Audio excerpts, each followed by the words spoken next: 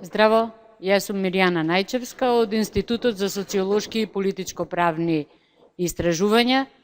Значи, ќе се гледаме овие 2-2,5 дена за неколку различни работи. Ќе пробаме да одиме ред теорија, ред пракса. Она со што ќе почнеме се некои основни поими или основни принципи на концептот, за кој што многу често мислиме дека ни се тука секогаш, дека дефинитивно ги имаме усвоено, прифатено, меѓутоа многу е убаво да се подсетиме за да може после во практичните случаи кои што ќе се работат, да се обидиме да ги откриеме тие принципи, односно да видиме колку е лесно или тешко да се ориентираме во праксата, имајќи ги предвид стандардите на концептот за човекови права. Може малку побрзо само да ги поделиме ливчињата? Ова е за една мала вежба, некој од вас може би ја правеле, ако ја правеле, тоаш немој да им шепкате на другите. Значи и сега кога ќе ги имаме овие предавања, кога ќе ги имаме разговорите, сите вие ќе слушате исти работи, меѓутоа на кој начин тие ќе влијаат на вас, кои заклучоци вие ќе ги изведите и што понатаму ќе значи за вашата работа, тоа навистина ќе биде многу различно, исто како што се различни овие листови и затоа е и убаво. Така? Заради тоа што сите различни работи гледаме во нештата што ги кажувам и тргнуваме од многу различно искуство. Немаме премногу време, така што ќе одиме малку побрзо со основните принципи на концептот за човекови права. Сигурна сум дека голем дел од нив ви се познати, сигурна сум дека нема нешто посебно ново да ви кажам, меѓутоа се надевам дека или ќе си ги приповторите, или можеби ќе видите некое поинакво гледање. Значи, кога зборуваме за човекови права, што ви паѓа прво на памет? Кои се тие основни човекови права? Повелете? Да, што ви паѓа? Зашто ги викаме основни човекови права?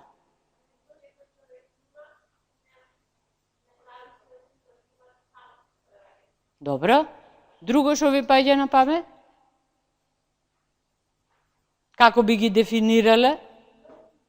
Неотуѓиви, супер. Друго нешто? Неделиви. Апсолутни. Многу е интересно, многу често кога станува збор за основните човекови права, со нив се додава една придавка вика природни. Зошто ги нарекуваат некои природни права? Што би значило тоа дека се природни? Јас припаѓам на друга школа, на школа која што смета дека се апсолутно неприродни човековите права, се неверојатно вештачки човековите права. Значи, во природата не постојат. Во природата постои друг начин на однесување меѓу живите суштества. Така? Значи, тоа е начин кој што подразбира преживување на посилниот, преживување на помоćниот, преживување на поспособниот. Нема во природата баш премногу солидарност или емпатија, нема во природата почитување на другоста. Сметаме дека тоа се права за кои што луѓето се договориле дека им припаѓаат, токму заради тоа што имаат разум. И тоа не еднаш за секогаш, туку одново и одново се договараат луѓето за тоа кои се тие права кои што им припаѓаат. Значи, повелете.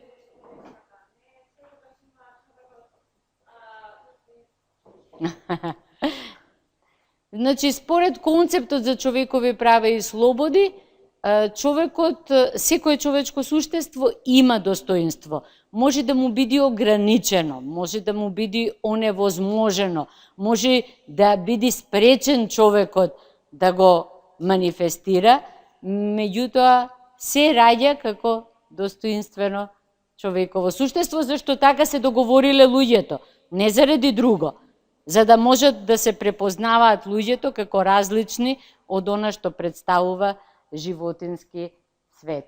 И заради тоа викаме дека правата не се заслужуваат и не се даваат. Многу е страшна она флоскула или она реченица која некогаш ја слушаме, не знам дали сте ја слушнале вие, абе толку права им дадовме, а тие ни фала да ни кажат. Сте го слушнале тоа? Да? Не? Значи, не треба човекот да биде паметен, не треба да биде добар, не треба да ги почитува законите, не треба да ги знае правата за да ги има правата, значи правата едноставно ги имаме затоа што така се договориле луѓето. Може некој човек да биде најлош човек на светот, абе со стари чизми да не го газиш. Мислам, мивка.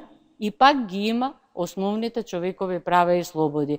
Така се договориле луѓето на одреден степен, на овој степен од развојот на цивилизацијата. И вообичаено станува збор за овие основни права. Сите права можат да се подведат под некоја од овие групи. И забележувате дека на врвот се наоѓа достоинството. Многу интересно. Би можел да очекува човек дека на врвот на човековите права би се наоѓало правото на живот, така?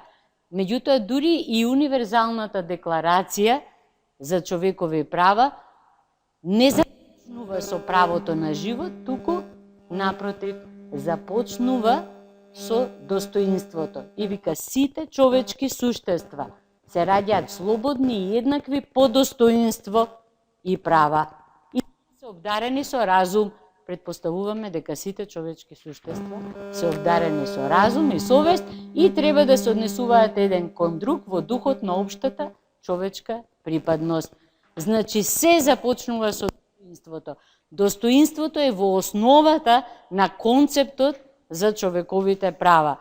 Ако имаме предвид кога настанал овој концепт, во оваа негова современа, во овој негов современ вид, а тоа е после Втората светска војна, луѓето просто сакале на некаков начин секое човечко суштество да го смета за достоинствено, заради тоа што во текот на големата војна пред се било нарушено достоинството на луѓето на овој или на оној начин. Така што тоа не значи дека е ова остварено. Ова е еден од параметрите на концептот за човекови права. Не се еднаш за секогаш дадени, потоа најверојатно најмногу се разликуваат од некои религиозни, да речеме, вредности кои што се еднаш за секогаш дадени, кои што се многу статични, правава цело време се менуваат и тоа се менуваат на различен начин. Се поголем број на права за поголем број на луѓе, на поголем простор, со нови содржини и со поголема заштита. Многу е интересно ова дека правата цело време се развиваат, никако не се статични. Не можеме да кажеме, сега го имаме целиот концепт и сме ја завршиле работата. Викаме дека се поголем број на права има. Што значи тоа? Луѓето цело време измислуваат нови категории на права и нови права, ама нон-стоп измислуваат нови права.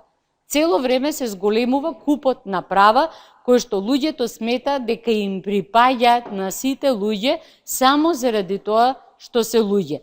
Не се поништуваат некои права, напротив, само се зголемуваат. Прво е универзалната декларација, па потоа пактовите, Европската конвенција за човекови права, всушност е меѓу универзалната и пактовите, и потоа сиесет декларации и конвенции со кои што и повелби, со кои што се создава еден неверојатно голем корпус на човекови права.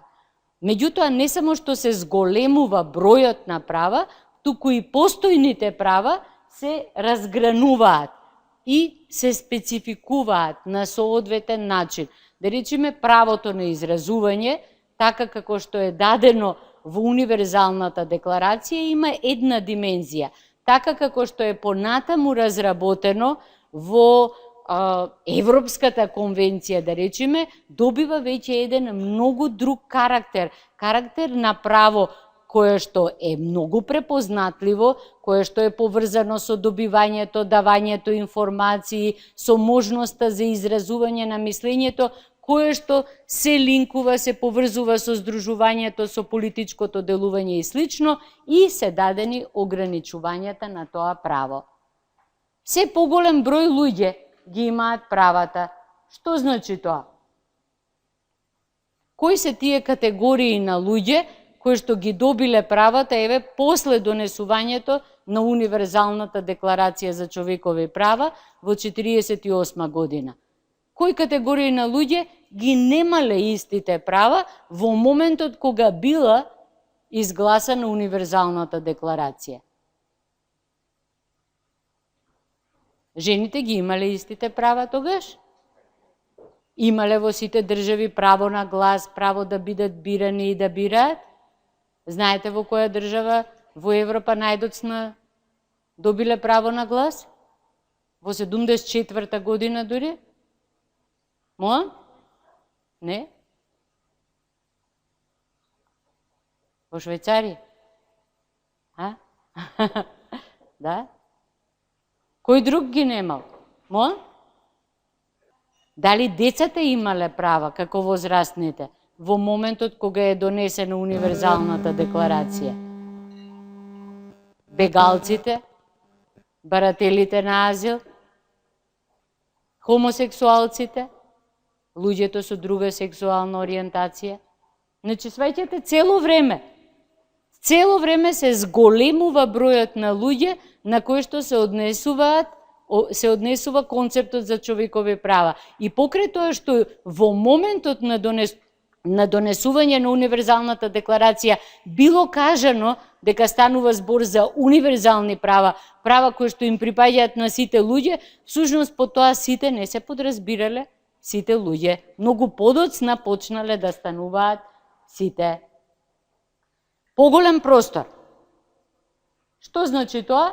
Дека човековите права освојуваат се поголем простор. Значи, се поголем број држави ги прифаќаат меѓународните документи, ги прифаќаат конвенциите и стандардите, и всушност просторот на кој што важат тие права станува се поголем. Значи, има поголем број земји и имаме една категорија многу интересна која што се нарекува обичајно право. Значи, 3 меѓународни документи го чинат обичајното право за човекови права. Знаете кои се тие 3 документи? И вика, независно од тоа дали државите ги прифатиле, дали ги подпишале, ратификувале или не, тие важат на секоја точка од земјината топка, затоа што е тоа прифатено како обичајно право на човештвото. Обичајно право за човекови права, така ќе го најдете и во литературата. 3 документи влегуваат. Што мислите, кои? Универзалната и двата пакта. Така, за политички и граѓански и за културни и социјални права. Значи, тие го чинат корпусот на обичајно право. Тоа е веќе на некаков начин таков тип на универзализација, која што го прави неважен актот на прифаќање на човековите права од страната на државата, бидејќи човештвото се појавува како структура која што го наметнува концептот. И многу интересно е правото на азил, кое што почнува да ги надминува границите на државите. И ова е едно многу специфично право кое што во моментов, станува и многу актуелно. Во одреден момент на луѓето им изгледало многу лесно да го прифатат правото на азил, да ги дадат одредени елементи поврзани со азилот, дури и во Европската конвенција за човекови права, меѓутоа сега во моментов доаѓа под знак прашање. Различни права добиваат различна содржина. Значи, се продлабочува содржината на одредено право се добиваат различни аспекти, се зголемува комплексноста на правата и нивната практична апликативност.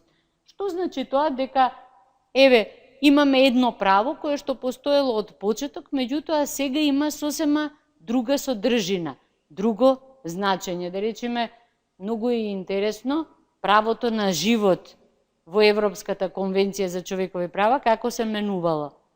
Така?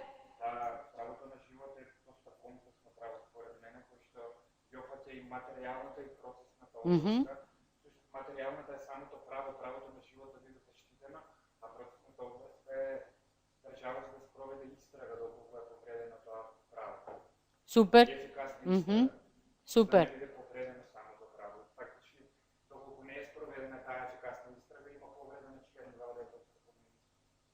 Многу е интересно како во врска со правото на живот се менува забраната на смртна казна. Го знаете развојниот пат на смртната казна? Во почетокот, кога била прв пат напишана Европската конвенција за човекови права, смртната казна била забранета, освен доколку биде досудена во рамките на соодветна законска процедура од соодветен суд, тоест орган, така? Значи имало освен. Па потоа имало промена и вика може да има смртна казна само во воени услови. Денеска може ли во било какви услови да има смртна казна во државите кои што ја имаат прифатено Европската конвенција за човекови права? Не може така, под никакви услови. Никако така, што од време на време, кога ќе се појават некои идеи као ајде да ја вратиме смртната казна и слично, се прилично безсмислени, освен ако не сакаме да излезиме надвор од Советот на Европа. Цело време се зголемува заштитата на човековите права со тоа што државите добиваат поголеми обврски за нивно почитување, практикување и слично, поголема одговорност, има и конкретни санкции. Сигурно ги знаете трите развојни фази на концептот за човекови права. Првата група права се граѓански и политички права или права ориентирани кон слободата. Втората група права се економски, социјални, културни или права ориентирани кон заштита. И третата група која што во моментов се повеќе се развива, тоа се колективните права или солидарни права. Знаете ли кои права спаѓаат во колективните и солидарните права? На? Добро, друго? Здрава животна средина, да. Зашто здравата животна средина спаѓа во овие солидарни права? Што мислите? Многу е интересно. Заради тоа што викаат дека здравата животна средина ги обединува луѓето, затоа што она што се случува на еден крај од земјината топка може да се рефлектира на правата, здравието, животот на луѓето на другиот крај од земјината топка. Многу интересен пример има со Соединетите Американски држави, кои што во одреден период забраниле употреба на одреден вид пестициди на територијата на Соединетите Американски држави, затоа што се отровни. И меѓутоа фабриките не сакале да ги уништат тие резерви кои што ги имале и ги извезле во Африка, во афричките држави. Тие таму ги употребиле за гаење на банани и потоа тие банани ги извезле во Соединетите Американски држави и одеднаш откриле дека бананите кои што им стигнале таму всушност ги имаат забранетите пестициди од кои што тие се обиделе да се ослободат. Свеќате, многу е поврзано, многу е солидарно она што се однесува на правата и слободите. Има неколку принципи на концептот, кои што се провлекуваат во секоја конвенција, во секој меѓународен акт. Навидум не изгледаат многу едноставни, меѓутоа дефинитивно мораме да ги имаме предвид секогаш кога работиме на конкретни случаи. Прво, правата се индивидуални. Многу често ова се спомнува. Не се колективни. Правата се индивидуални. Зашто? Што значи? Носител е индивидуата. Друго, зашто е толку важно да го потенцираме тоа дека правата се индивидуални? Зошто е толку важно индивидуата да биде носител на правата?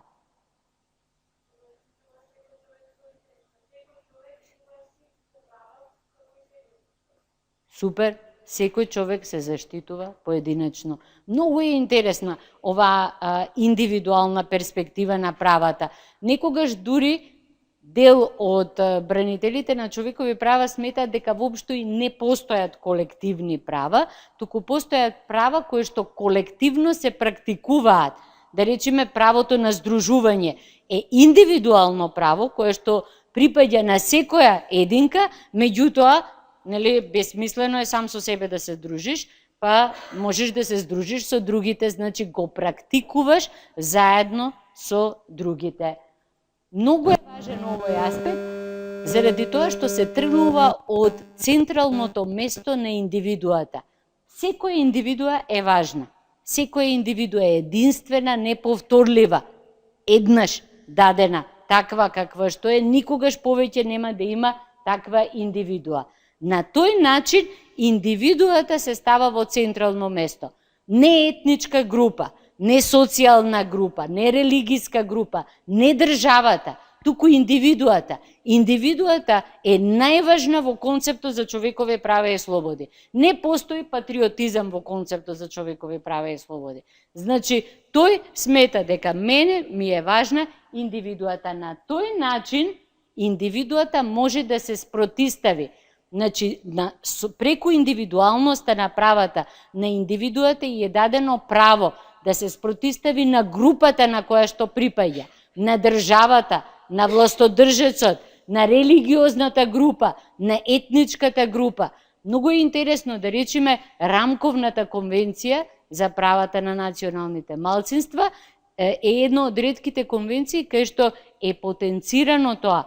Вика, секоја индивидуа може да ја смени својата национална, тоест етничка припадност, без за тоа да трпи негативни последици од групата од која што ја излегува или од групата кон која што сака да се приклучи. Значи, не тоа што јас сум се родила како македонка, воопшто не значи дека морам да умрам како македонка. Можам ја и поинако да се сметам, можам да прифатам друга култура, друга етничка припадност. Многу е интересно тоа. Ја сваќате таа интересност на индивидуалноста. Вториот принцип е принципот на еднаквост. Значи, не викаме принцип на недискриминација, туку на еднаквост. И луѓето се на различен начин, за различни работи еднакви. Прво се еднакви во достоинството, па во правата, па во практикувањето на правата. Значи, јас можам да имам еднакви права со сите, ама тоа не значи дека имам иста можност да ги практикувам на истоветен начин моите права. И во секој случај во заштитата. Само за момент. Развојниот пат на еднаквоста е многу интересен. Значи, прво е еднаквост на мерилата, или сите сме еднакви пред законот. Така, потоа е фактичка еднаквост, или сите поаѓаме од еднаква позиција. И третото е еднаквост на шансите. Во што е разликата? Што мислите? Во реалноста, дали ние сите имаме еднакви шанси кога ќе тргнеме во животната трка? По што се разликуваат шансите? Што ги одредува нееднаквите шанси? Економската припадност друго, етничка друго, верска друго, социјална друго. Местото на живење не прави ли фактички нееднакви? Како не прави местото на живење фактички нееднакви? Така? Некој кој што се родил на село има еднакви шанси во Македонија со некој што се родил во Скопје? Нема. Така? Значи, има ли можност еве да оди секој ден на кино? Да има библиотека? Да ги има сите благодети на она што представува цивилизацијски културен развој. Значи, луѓето се апсолутно нееднакви по шансите. Следниот елемент е различноста. Многу интересно што како принцип покрај еднаквоста е и различноста. Всушност, еднаквоста како принцип постои токму заради тоа што се луѓето различни. Да се луѓето исти, има ли потреба да зборуваме за еднаквост? Исти ќе си бидат и супер. Така, меѓутоа луѓето се различни. Значи треба да обезбедиме еднаквост за многу различни индивидуи. И различноста е многу проблематичен елемент. Многу често ние викаме почитување на разлики, така, сите ги ја сакаме различноста, абе, убајна, невидена и слично. Меѓутоа, развојниот пат на различноста е многу проблематичен и многу е тешко да се сака различноста. Заради тоа што со децении, со стотици години, со илјадници години, луѓето биле учени да се плашат од различното. Кога ќе излези детето од дома, што му викаат родителите? Немој да зборуваш со непознати. Не му викаат немој да зборуваш со познати. Зашто му викаат немој да зборуваш со непознати? Зошто со непознати да не може да зборува, а со познати да може да зборува? Затоа што се луѓето различни, некој, например, може да биде криминалец, а некој може да биде... Па и тој што го познавам може да биде криминалец, така? Со познат криминалец смеам да зборам, а со непознат не смеам, а? Да речеме, кога станува збор за педофилија, во над 70, дури 80% од случаите се случува од страна на луѓе кои што се многу блиски до детето, дури се во потесниот круг на семејството или на блиските пријатели. Многу поретко се случува од страна на непознати луѓе. Меѓутоа, луѓето ги учат да се плашат од непознатото и тоа е многу исконски страв, многу оправдан страв. Заради тоа што порано кога живееле во племиња луѓето, кога ќе дојде некој непознат, кога ќе видат некој сосема поинакви какво им се приближуваат, што може да очекуваат од нив? Ке ги поробат, ке ги изедат можеби, за вечера ке ги спремат, ке им ги убијат мажите, ке ги заробат жените.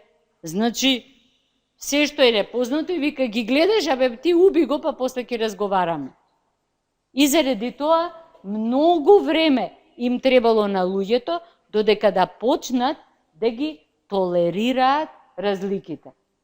Сега сме на тоа ниво. Ги толерираме разликите. Значи, добро, сега не ми се допаѓа секој што е различен и слично, ама ќе го трпам да живее. Она кон што се стреми концептот за човекови права, тоа е посакување на разликите. Разликите се добри, различното е интересно, различното е возбудливо, различното е тоа кое што не води кон развој. Вака, например.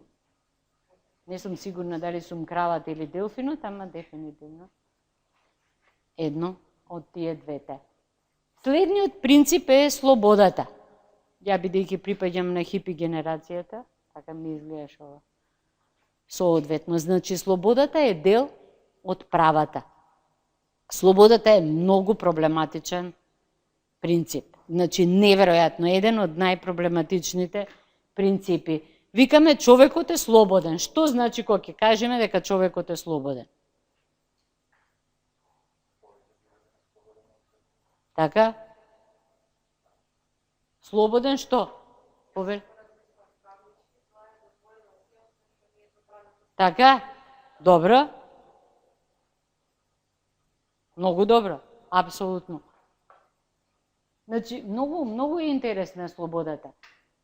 Секогаш имаме предпоставка во корист на слободата и кога се прават меѓународните акти и кога се прават домашните национални закони, се предпоставува слободата. Презумцијата на невинност се базира на предпоставка на слободата.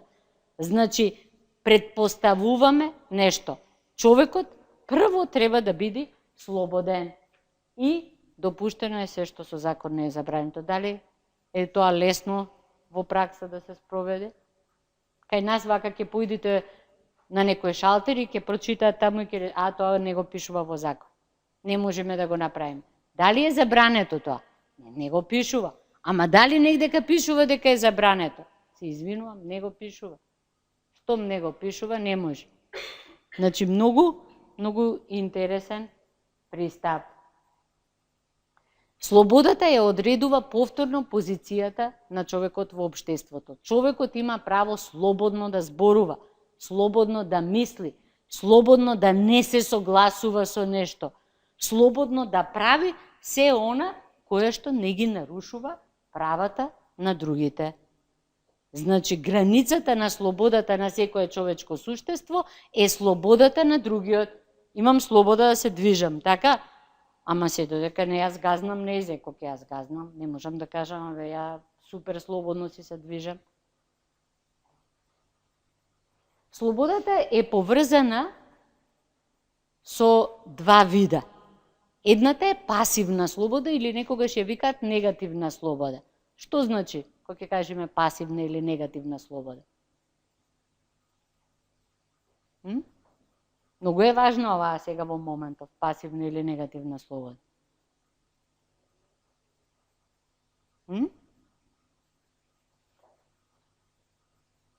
Тоа значи дека никој не ми го прави она што не сакам. Прислушкувањето е нарушување на пасивната слобода. Така, некој да ми влезе дома без да го поканам или без соодветна судска наредба е нарушување на пасивната слобода. Некој да ми ја чита поштата е нарушување на пасивната слобода. Некој да ми влезе во компјутерот е нарушување на пасивната слобода. Некој да ме пипне без јас да сакам е нарушување на пасивната слобода. Значи, целокупното вознемирување, сексуално вознемирување и слично се базира на пасивната слобода. Никој не смее да ми се приближи. Така? Некој професор ви доаѓа и вака, ви вика, што убаво си напишала ова. Нарушување на пасивната слобода. Така? Те погали што ти е убава косичката. Значи, многу е интересно, кај нас се уште не се сваќа грандиозноста, големината на она што представува заштита на пасивната слобода како дел од заштита на приватноста. Значи, пасивната слобода е поврзана не само со приватноста на домот, туку со приватноста на телото, приватноста на преписката, приватноста на се она кое што јас не сакам да го споделам со другите. Вториот вид е активна слобода. Или слобода да правам, да делувам. Оваа активна слобода е многу важна компонента на демократијата. И ова е неверојатно тешка слобода. За да можам да ја практикувам активната слобода, за да можам да правам, треба да знам. Треба да знам што можам да правам. Еве, да речеме, имам слобода на здружување. Што ми треба за да ја активно ја практикувам слободата на здружување и да си направам здружение на граѓани? Што ми треба? Знаете? Не можете да си направите здружение на граѓани ако не знаете. Треба прво да имам идеја, така? Зашто сакам да се здружам? Па да си најдам уште четворица, за да бидеме најмалку 5 мина, што ќе си направиме здружение. Па после да си направиме основничко собрание. Па после да си изработиме документи основни. Па после да се регистрираме. Гледате колку многу работи има, за да може да се практикува активната слобода. Или да бирам. Што треба да знам, за да можам да активно навистина да изберам. Доволно ми е да знам да заокружувам. Зашто викаме слободни избори? Што значи тоа слободни избори? Тоа значи активна слобода.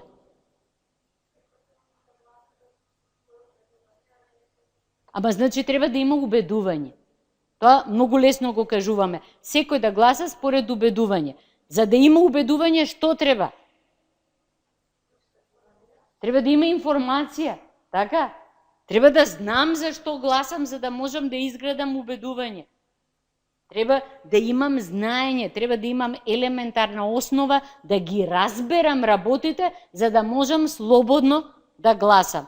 Не е слободно гласање тоа јас да се прошетам до гласачкото место и да заокружам. Активната слобода подразбира многу елементи, доколку сакаме да ја сметаме како дел од демократијата, како основа на демократија. Многу тешка работа, оваа слобода. Слободата значи можност за избор. Изборот исто така се развивал. Се поголем број на луѓе, со повеќе можности, меѓутоа има и објективни услови за избор. Еве да речеме, ние според законот можеме да си бираме, така? Кои се објективните услови за навистина да можам да го остварам својот избор? Например, според законот за брак, тоа е за семејство, па бракот, кога ќе стапува во брак, вие стапени сте во брак?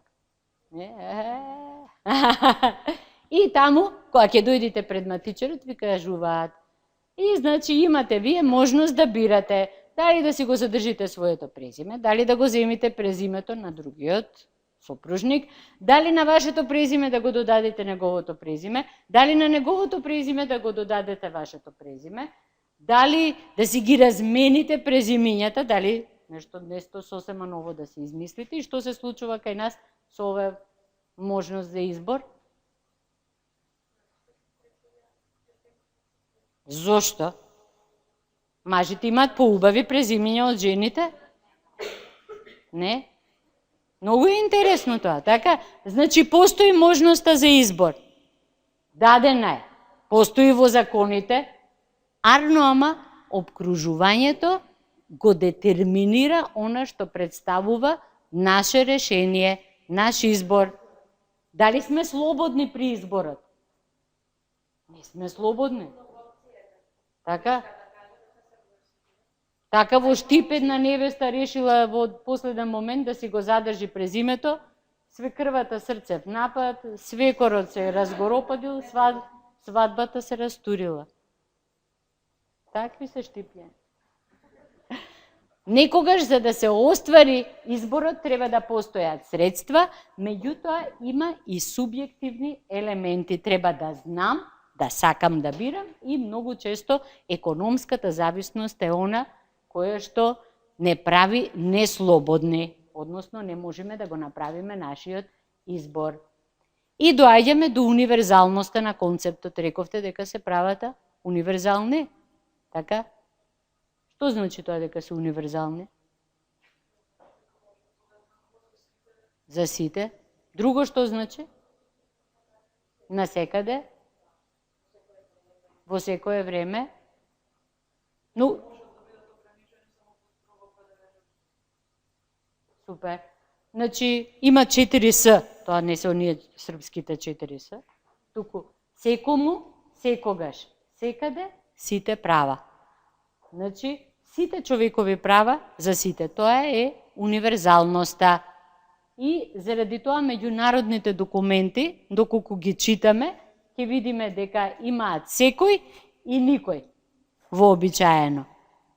Значи, секој има право да го искаже своето мислење. Никој нема да биде изложен на тортура, така? Секој и никој. Нема Најче, Сашко, Петре и слично, туку секој и никој. Многу е проблематична универзалноста.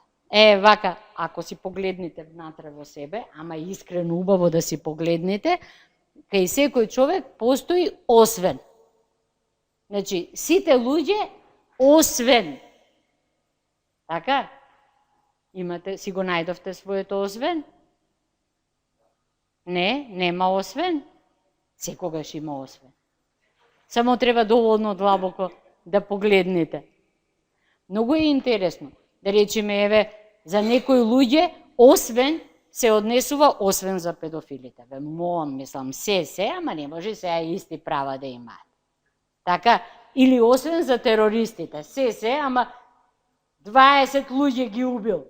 Како може истите права да ги има? Не може, бре, луѓе. Така, за одредена група на луѓе, освен за припадници на одредена религиозна група. Освен за припадниците на ИСИС. Нема, бе, за сите, ама сега за нив, колат деца, сечат глави, не може тие да ги имаат истите права. Секогаш постои освен. Тоа е многу страшно. И најтешка работа, кога работиме на случаи кои што се поврзани со човековите права, е всушност да пробаме објективно да се спротиставиме на своето освен. Значи, освен го имаме.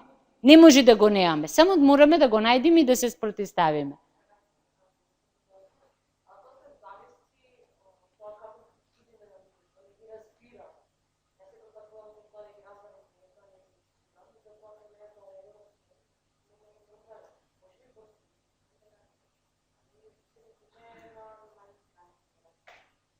Многу е интересно, да речеме, јас кога работев во Хелсиншкиот комитет и многу често комунициравме со полиција и викаме, имаме вакво и вакво известување дека овој и овој човек при лишувањето од слобода бил изложен на несоодветен третман и слично.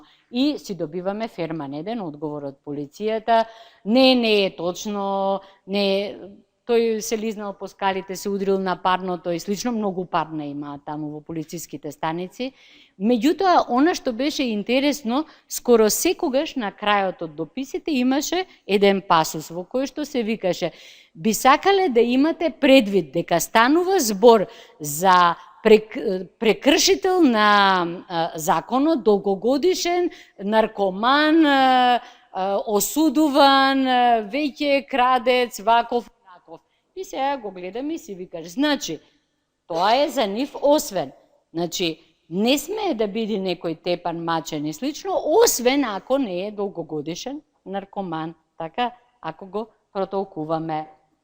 Значи, на кој начин се спротиставуваме кон со освен? Значи, воопшто не ми е важно дали нечие право ми се допаѓа. Може мене да не ми се допаѓа некој човек. Ама многу да не ми се допаѓа. Неговото однесување, неговите постапки, се она што го прави. Меѓутоа, од аспект на концептот за човекови права и слободи, за мене е важно дали тој човек може да ги практикува своите права. Тоа значи дека утре ако дојдам во ситуација на Павлович Латас, да речеме, на Драган Павлович, да му бидат прекршени човековите права, ја апсолутно ќе стојам зад него и ќе гледам да не му бидат прекршени неговите права. Така? Веќе сум го направила тоа во однос на Љубе Бошковски. Значи, одговорноста е дел, составен дел на концептот. Во универзалната декларација вика дека секој има обврски кон заедницата во која што единствено може да ги остварува правата и ништо во оваа декларација не смее да биде толкувано на начин кој што значи прекршување на одредени права. Значи, одговорноста е составен дел на меѓународните акти. Она што секогаш треба да го имаме на ум, дека не се црно-бели работите. Напротив, многу се проблематични и многу се комплексни и бараат навистина индивидуализација на секој случај. Самиот концепт е контрадикторен. Значи, во него има контраверзни работи, кои што на овој или оној начин ги збунуваат луѓето.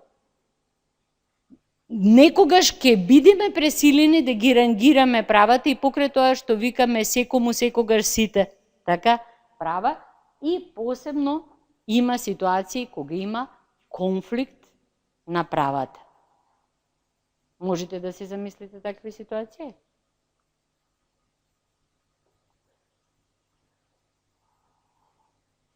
И она што е најпроблематично е културниот релативизам на концептот. Постои едно големо движење во светот, посебно да речеме некои од вас ако дојдат во ситуација да учествуваат во работата на меѓународни тела, посебно во Обединетите нации, ќе го видат тоа.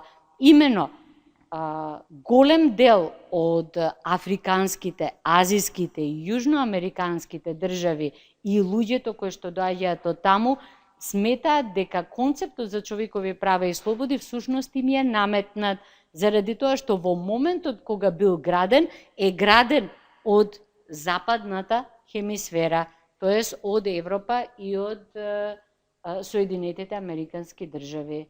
Значи, и викаат, чекайте, ние не сме учествувале во изработката на овој концепт и го сваќаме како облик на глобализација, а не на универзалност. И заради тоа многу често една од основните контрадикторности на концептот е таа борба меѓу универзалноста и глобализмот на самиот концепт. Дали ние не им наметнуваме на луѓето одредени правила кои што многу тешко можат да се почитуваат во рамките на нивното секојдневно живење. Еднаквоста и различноста се проблематични, западната и источната традиција, проблемот на развиени и неразвиени. Да речеме, во неразвиените земји одат екологистите и викаат, слушајте, мора да ги затворите сите фабрики кои што произведуваат вакви и вакви издувни гасови и кои што ветрујат и вас, меѓутоа ја нарушуваат и озонската обвивка и всушност станува тоа опасно за целиот човечки род. А овие им викаат, абе супер, убаво вие тоа што го кажувате. Ама ние ако ги затвориме тие фабрики, толку и толку луѓе ќе ни останат без работа, толку и толку луѓе ќе ни умрат од глад, заради тоа што во моментов, не утре, не други ден, заради тоа што ние немаме пари да ги исхраниме. Сега, вака би сакала да се преброите 1, 2, 1, 2, 1, 2. Супер. Сите единици да си седнат и да си ги размислат аргументите за тоа зашто абортусот треба да биде право на секоја жена. Сите двојки да седнат и да ги размислат аргументите зашто абортусот треба да биде забранет, заради тоа што е тоа нарушување на правото на живот на нероденото дете. Ајде да видиме за абортус. Секој по едно нека каже. Повелете едно нешто. Премената може да биде настаната како резултат на силување. Силување.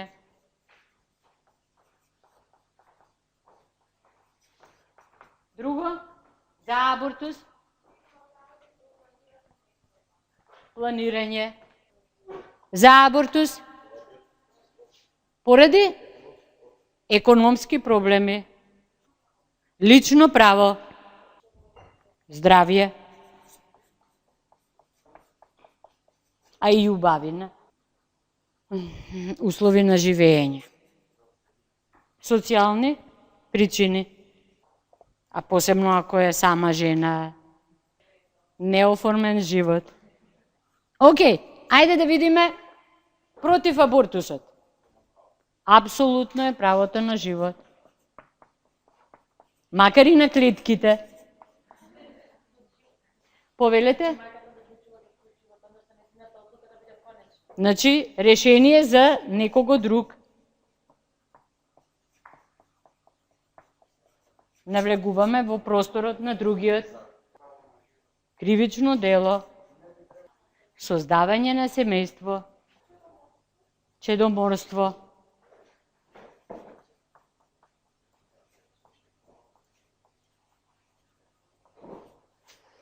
Супер! Имаме две права.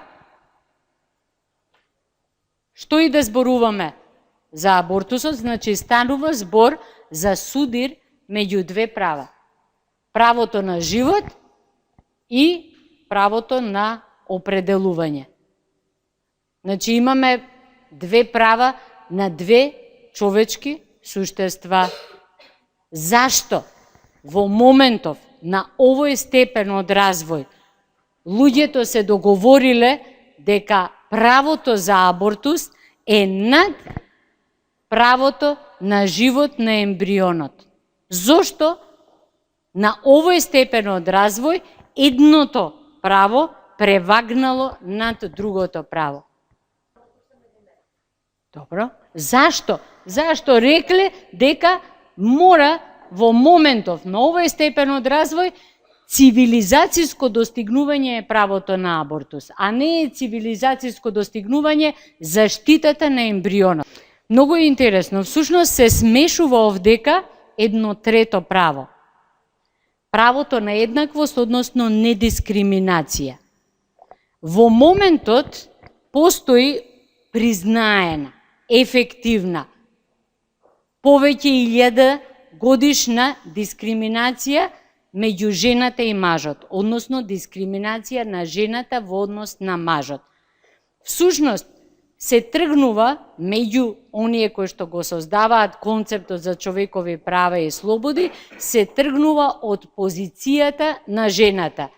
Жената во суштина многу често не е во позиција сама да реши дали баш така сака да го планира семејството, дали е силувана или не е силувана или доброволно стапила во сексуален однос, дали има социјални, психолошки, економски можности за гледање на детето. Значи, нееднаквоста на жената во однос на мажот е основа на правото на абортус. Заради тоа што се вика, жената многу лесно може да биде присилена на секс, тоа значи да биде присилена да стане мајка, да биде присилена на активност која што може да значи загрозување на нејзиниот живот, менување на нејзиниот живот, загрозување на нејзината кариера, доживотна врзаност за одредено човечко суштество. Значи, нееднаквата поставеност меѓу мажот и жената. Може ли жената да биде силувана во брак? Според нашиот закон може? Може. Може. И може да го пријави мажот за силување. Значи, поради тоа што жената економски, статусно, во однос на она што представува глобална позиција во општествената заедница, се уште се наоѓа на пониска позиција од мажот, правото на абортус и правото жената сама да решава дали ќе абортира или не, што меѓу овие бранители на човекови права е право да го донеси тоа решение без консултирање на таткото, значи тоа е во рамките на концептот за човекови права, произлегува токму од тоа што жената може да не била во ситуација да реши да забремени. Значи, многу често може да не била во таква ситуација. Вториот елемент, и кај нас, и на светско ниво, вообичаено, доколку дојде до развод на брак, децата во најголем број од случаите одат со мајката. И тоа е еден од облиците на градење на поголема сиромаштија кај жените во однос на мажите. Заради тоа што жените остануваат оние кои што треба да се грижат, оние кои што треба да обезбедат развој на децата наместо мажите. Алиментации, вакви, онакви работи, сето тоа, за тоа треба да се бориш понатаму, тоа треба да го обезбедиш, тоа треба да го осигураш на соодветен начин. Меѓутоа, во најголем број од случаите, жените се тие кои што остануваат со децата при разведување на брачната заедница. И заради таа нееднаквост меѓу мажите и жените, во овој момент, постои правото на абортус, како апсолутно право за жената во рамките на концептот за човекови права. Може би во иднина, кога плодот, да речеме, ќе се развива надвор од женското тело, фино лепо си забремениш, си го ставиш и после си одиш, си го гледаш како расте и слично. Во тој случај не мора жената да решава, туку ќе решаваат двајцата партнери на еднаков начин. Или, ако најдат начин, машките да останат бремени. Јас, да ви кажам, многу се залагам за тоа. И во тој случај ќе разговараме на рамноправна основа за абортусот. Така? Но, многу сакам да ги видам машките како бремени. Сакате вие?